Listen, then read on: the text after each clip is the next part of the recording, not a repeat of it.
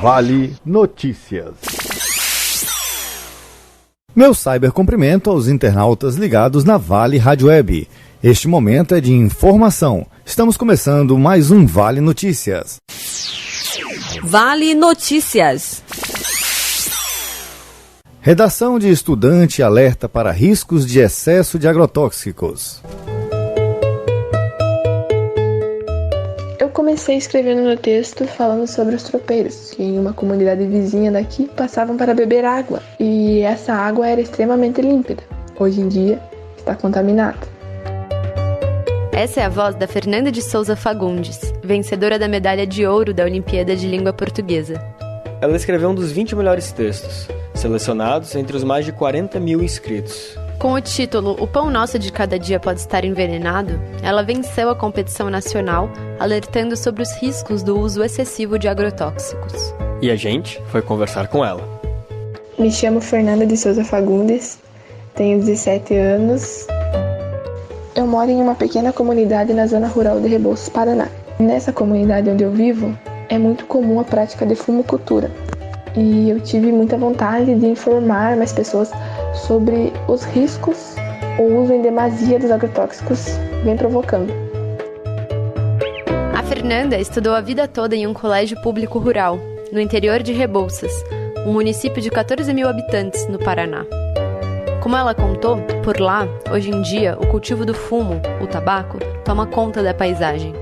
Eu sei que é bem contraditório eu ter escolhido esse tema, pois meus pais utilizam agrotóxicos. Então, os meus pais plantam o fumo por necessidade, porque aqui na minha região é o que mais dá lucro. Não que é uma coisa que eles querem, entende? É uma coisa que eles necessitam para nossa sobrevivência. Ela contou que mais importante que a medalha de ouro foi poder tratar do tema que considera tão relevante. E o prêmio foi uma surpresa enorme. Ela escreveu no artigo que o tempo mudou a realidade da sua região e contou sobre a mudança, descrevendo a placa afixada no ano passado na entrada da cidade. Como ela escreveu, a placa diz: região em perigo. Cada pessoa está consumindo o equivalente a 14 litros de agrotóxicos por ano. Com o texto, a Fernanda chamou a atenção de toda a cidade. As regionais de TV e rádio do Paraná fizeram entrevistas e noticiaram o tema que ela abordou.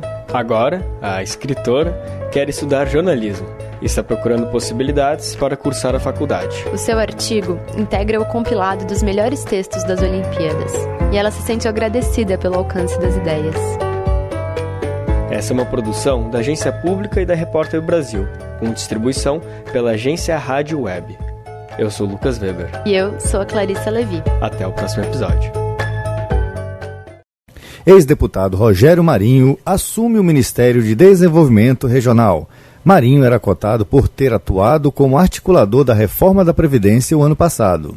Mudança no Ministério de Desenvolvimento Regional. O presidente Jair Bolsonaro trocou o antigo ministro Gustavo Canuto pelo ex-deputado federal Rogério Marinho, do PSDB. O novo ministro foi deputado entre 2007 e 2018 e depois ocupou o cargo de secretário especial da Previdência e Trabalho do Ministério da Economia, a convite de Paulo Guedes. O nome de Rogério Marinho era cotado para o ministério por ter tido papel importante na articulação do governo com o Congresso durante a tramitação da reforma da Previdência no ano passado. Anteriormente, em 2018, também foi relator da reforma trabalhista proposta pelo então presidente Michel Temer. Por isso, Marinho é visto como uma figura que, estando no governo, pode ajudar na relação entre o executivo e os parlamentares para a aprovação de outros projetos. Já Canuto, o antigo ministro, foi deslocado para a presidência do Dataprev. Ele agora tem a missão de resolver a fila de mais de 1 milhão de pedidos de benefícios atrasados no INSS. Essa é a 5ª troca de ministros feita por Bolsonaro desde o início do governo. Reportagem Daniel Marques. Usar camisinha é a melhor forma de se prevenir da herpes genital.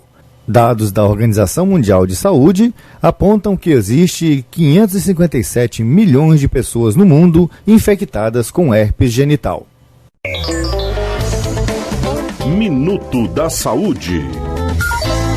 Dados da Organização Mundial de Saúde, a OMS, apontam que existem 557 milhões de pessoas no mundo infectadas com herpes genital. A infecção se manifesta de duas maneiras e é causada por um vírus. O mais comum é o herpes tipo 2, que acomete principalmente a região genital, ânus e nádegas. Já o tipo 1, conhecido como herpes facial, está mais associado a infecções de lábios, boca e face. Como são altamente infecciosos, não é difícil que ocorra uma contaminação cruzada entre esses vírus. É o que explica a coordenadora geral de vigilâncias de ISTs do Ministério da Saúde, Angélica Espinosa. Normalmente, tinha uma separação clássica de o herpes tipo 1 ser o herpes oral, o herpes tipo 2 ser o herpes genital. Só que como advém herpes oral, você pode ter o oral no genital. O herpes genital ataca a pele e as membranas mucosas dos genitais de homens e mulheres. A doença não tem cura. Uma vez que haja infecção, a pessoa carregará o vírus por toda a vida. Após infectar o organismo, o vírus se esconde nas células nervosas e permanece no corpo. Fatores como traumas na região genital, exposição ao sol, alterações hormonais, incluindo as que podem acontecer durante o período menstrual, fadiga, febre e até uso de corticoides podem desencadear crises. A forma mais comum de contágio com o herpes genital é por meio de relação sexual, seja oral, anal ou vaginal, com uma pessoa infectada, sem o uso de preservativo. Sem camisinha, você assume o risco. Use camisinha e se proteja do herpes genital e de outras ISTs, como HIV e hepatites. Para mais informações, acesse saude.gov.br/IST.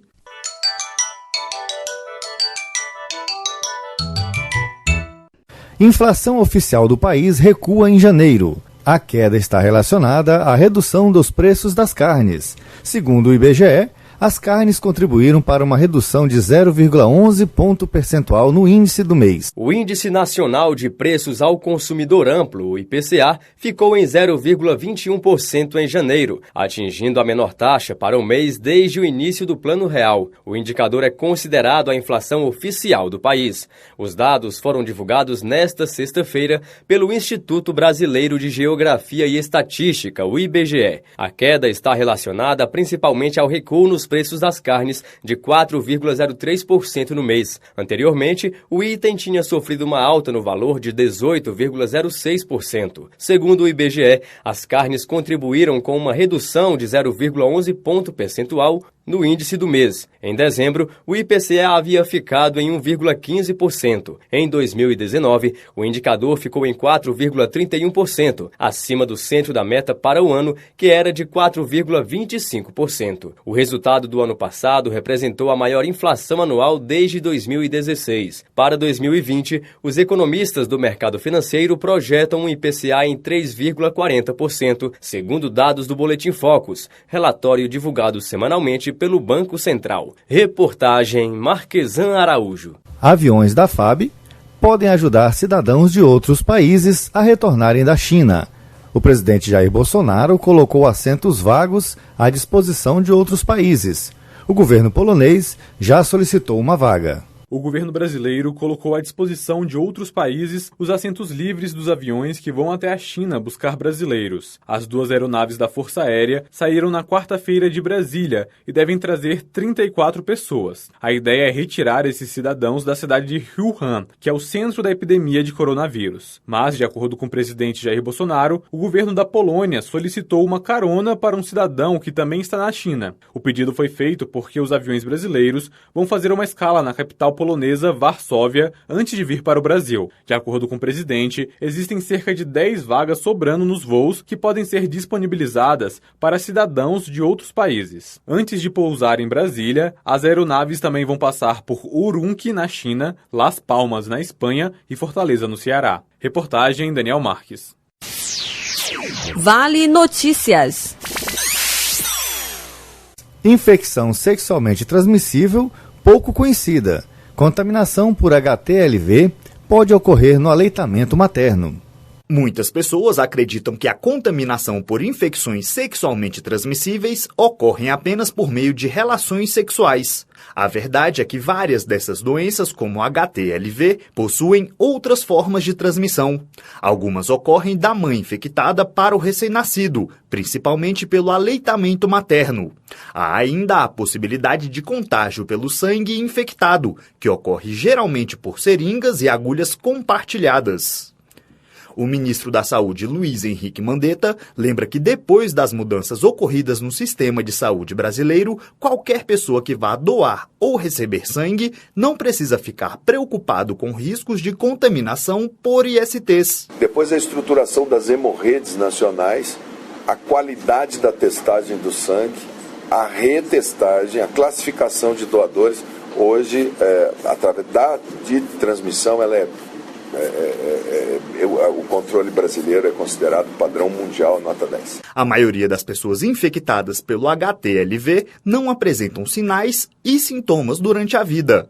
Dos infectados, 10% podem apresentar algumas doenças associadas, como as que afetam a parte neurológica, olhos, pele e sangue. Porém, muitas pessoas compartilham seringas e agulhas no uso de substâncias ilegais. Para se prevenir, é recomendado o uso de preservativo masculino ou feminino, disponíveis gratuitamente na rede pública de saúde. Sem camisinha, você assume o risco de infecção. Use camisinha e se proteja do HTLV e de outras ISTs, como HIV e hepatites.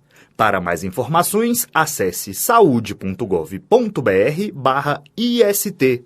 Receita Federal apreende 327 quilos de cocaína em container no Porto do Rio. A Receita Federal apreendeu na noite desta quinta-feira pelo menos 327 quilos de cocaína pura em um container no Porto do Rio. De acordo com a Receita, a droga foi encontrada junto a uma carga de granito que embarcou na terça no Porto de Suape, em Pernambuco, no navio MSC Adelaide. A cocaína estava escondida em um container que seria levado para Valência, na Espanha, e passou por teste. A apreensão da substância ilícita foi feita pela Divisão de Repressão ao Contrabando e o Descaminho da Receita na 7ª Região, Rio e Espírito Santo. Reportagem Marquesan Araújo. Preço do boi gordo esteve em alta nesta sexta-feira. No mercado financeiro, o preço da carcaça suína especial também teve alta.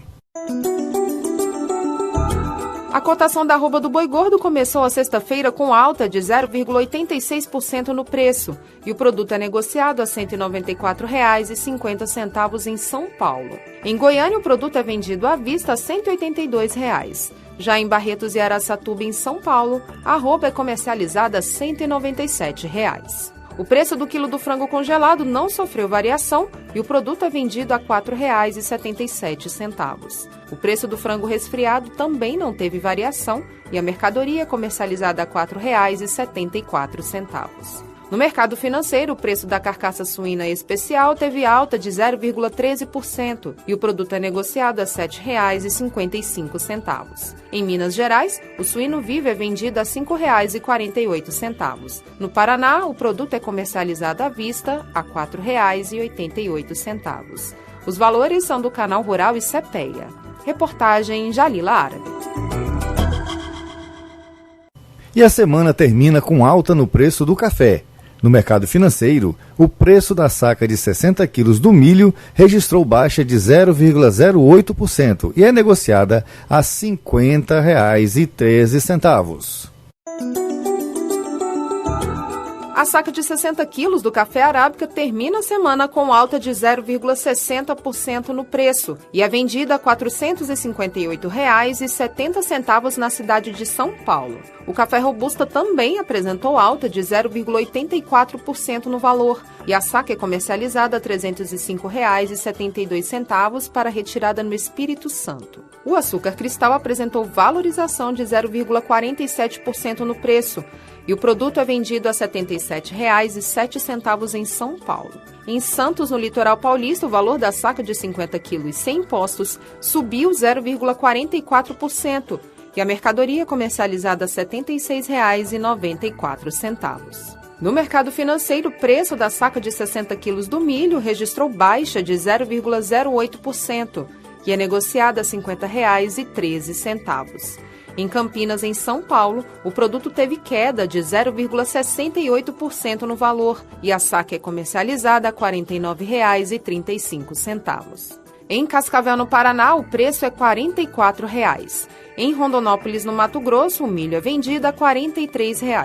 Em Barreiras, na Bahia, o preço à vista é R$ 46,25. Os valores são do Canal Rural e CPEA. Reportagem Jalila Árabe.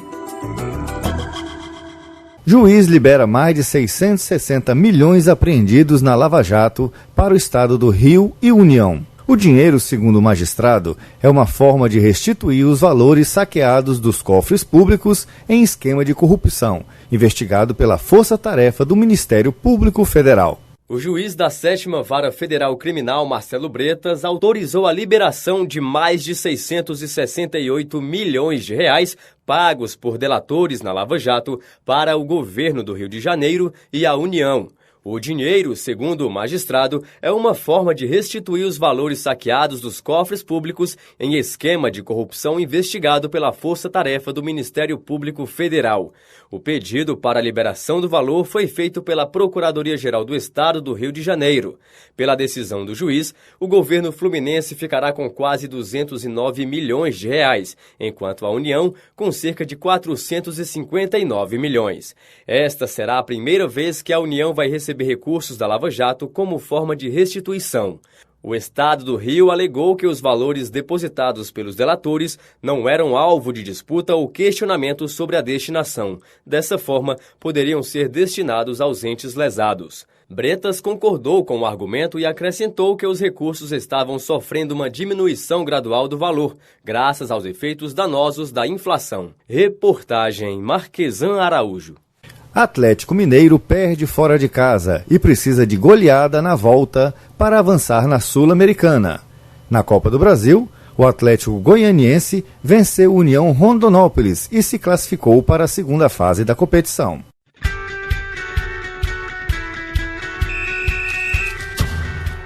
Os brasileiros não começaram nada bem a Copa Sul-Americana. Dos 3 times que estrearam na competição nessa semana, apenas o Vasco venceu. Ontem o Atlético Mineiro tomou uma sapatada do União Santa Fé e se complicou na competição. O Galo perdeu fora de casa por 3-0 e agora precisa vencer a partida de volta, que será no dia 20 de fevereiro no Mineirão, por 4 gols ou mais para se classificar de maneira direta. Pela Copa do Brasil, o Atlético Goianiense venceu o União Rondonópolis por 1-0 no Mato Grosso e avançou para a segunda fase da competição. Figueirense, Paysandu e Vitória do Espírito Santo também se classificaram para a próxima fase. Na Copa do Nordeste, o Sport apenas empatou em casa com o Imperatriz do Maranhão por 2-2. Reportagem Paulo Henrique Gomes.